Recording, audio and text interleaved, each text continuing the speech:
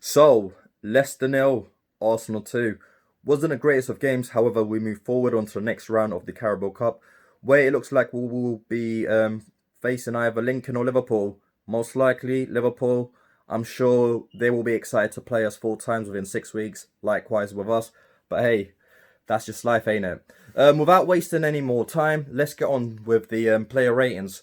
So in goal we had Bernd Leno. I know many people, including myself, thought perhaps Alex Runnison could have played his debut. However, I believe Arteta featured Bernd Leno because of the trying to improve his confidence. He's looked a bit shaky recently in some of the Premier League games since we've started this season, and I believe Arteta is looking to just try regain his confidence. And in saying that, he did have a shaky moment in where he absolutely took out David Luiz, and he was also caught out in no man's land when Madison hit the post. However, he did make an impressive save earlier on in the game, and he didn't have much to do. So I'll give Leno a 6. Still more room for improvement there, especially us facing Liverpool on Monday. So I'd like to see Bernd Leno back at his best. So Bernd Leno gets a 6 for me. Moving on to the three centre-back roles. And on the right, we had Rob Holding. He looked a bit sloppy on the ball, poor passes, and every time, sometimes it was a bit too slow, sort of passing out from the ball, which led a lot of pressure to our defence. So Rob Holding for me gets a standard 5. In terms of the central centre-back role, we had David Luiz, who made his return from the neck injury he had, and hence why I had my hands in my mouth when I saw Leno took him out, and it looked like that he would perhaps have aggravated his neck injury furthermore. Hopefully, thankfully, he managed to stay on the pitch and play the remainder of the game, so that doesn't seem to be too concerning there. And other than that, David Luiz looked comfortable, didn't have much to do, so he gets a I'd say he gets a standard 6 because he was better than Rob Holding.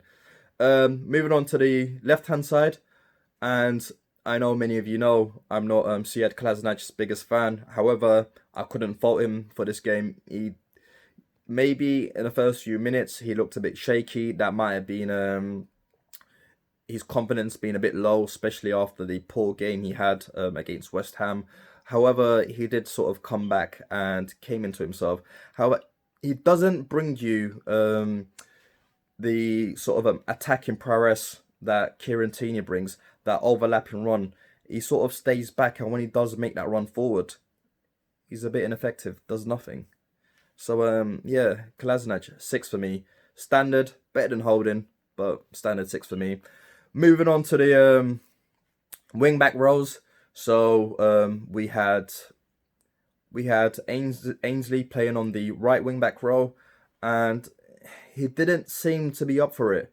And in the beginning, I would say he just seemed as if he wasn't there mentally. It seemed as if he was quite annoyed that he was being picked for a Carabao Cup game. So for me, Maitland-Niles, not the greatest. He gets a 5 for me. Moving on to the other side, Saka. Saka, I thought he played well, actually, and he was one of the better players on the night. And for me, Saka gets a 7. Moving on to the central positions, Mohamed El-Neni. Now, I know many people won't like to hear this, but you can't fault El-Neni. You can't look at since El-Neni has returned, you can't honestly pick a single thing that he's done wrong. Yes, he's not going to create these amazing passes, get you several assists, get the goals for you. But El-Neni will give you a decent 6 to 7 every game, and didn't put a foot wrong for me. So El-Neni gets a 7 for me. One of the better plays we had as well, and I'm sure reading up his first half stats, impressive. So yeah, so El-Neni, decent for me. Joe Willock now, alongside him, not for me. Really not for me. Other than that ball through to Pepe where Fuchs scored an own goal, what did he really do? Willock, 4. Honestly, 4.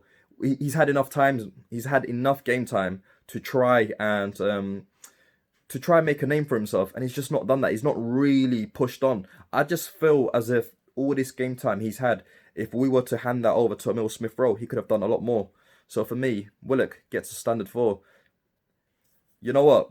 In saying that, he wasn't a worse player, and I still think Holding was worse. So I'm going to change Rob Holding's score to 4. So Willock and Holding get a 4 for me.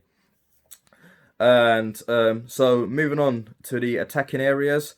So Nicolas Pepe came in, had a dreadful first half, absolutely poor. And for me, Pepe needs to get this weak, fragile mindset out of his mind. He needs to understand, that with the addition of Willian, that should have. I was really hoping I would see more hunger and more, and Pepe be more clinical in the final third. Not really for me. So I'm disappointed in Pepe. I know, yes, it was all Pepe in terms of getting that in getting the first goal, and he did bring the deadlock. And if it wasn't for that, I would definitely rate Pepe below a 5. So just based on the fact that it was ultimately down to Pepe to break in the tie and getting us that first goal, he gets a 6 for me. But honestly speaking, I'd like to see more from Nicolas Pepe. Moving on to the other wing, we had Reiss Nelson. Good game. Honestly, good game. So for me, Reiss Nelson, he needs to sort of kick on and maybe go on loan and prove to Arsenal Football Club what he can show us and what he can do on a pitch. So Reiss Nelson, he gets a 7 for me. Eddie Nketiah. You see, now many of you would dislike what I'm about to say here, but I thought his attitude was poor. I can't believe how he sulked over the first goal. We scored. I know Pepe didn't pass to you, but Pepe's work rate caused that own goal. So for me, for him to just stand there and put his arms out and sulking like a little toddler, that pissed me off. You're not bigger than a football club. End of the day, if we scored a goal, I want to see the whole team in unison celebrating, not one guy throwing a little, throwing his toys out the pram because he didn't get the goal. So based on that, yes, I know he got the second goal, but that attitude really, really pissed me off. So I'm going to downgrade his rating. And yes, I will say it. I'm going to give Eddie Nketiah a 5 because of that poor attitude. And for me, sometimes an attitude goes a long way more than in terms of what your performance is. And I've used the example of Mohamed El Nene and Kieran Tierney, and I would like to see more players at Arsenal Football Club having that great attitude. And for me, I know, I get it, yes, you're hungry to score, but seriously, we've scored, stop sulking, poor attitude. And I hope you're listening, Nketiah. You probably ain't. I know you ain't. I'm too small for you. But you got to change your attitude. Now moving on to the subs. Willian came on, couldn't really influence the game, and I'm going to give Willian a standard 5, really.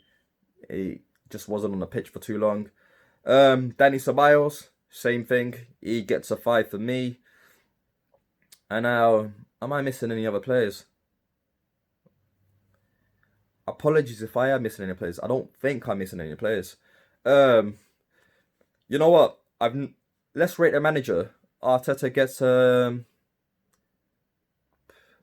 he gets a I was about to say 6, but 7. 7 because we were away, and no, give him an 8. I give Arteta an 8 simply because we were away, and Leicester City is quite a tough ground to go away, and the only reason I'm perhaps maybe downplaying him is because I'm really annoyed that he didn't play William Saliba. For me, doesn't make sense why we purchased William Saliba to loan him out to Saint Etienne just so that he returns to Arsenal to play in the under-23s. Doesn't make sense to me. But so yeah, gets a, and that's my player ratings as well as manager ratings. If you could please let me know in the comments below your player ratings. Please like, subscribe. Thank you so much.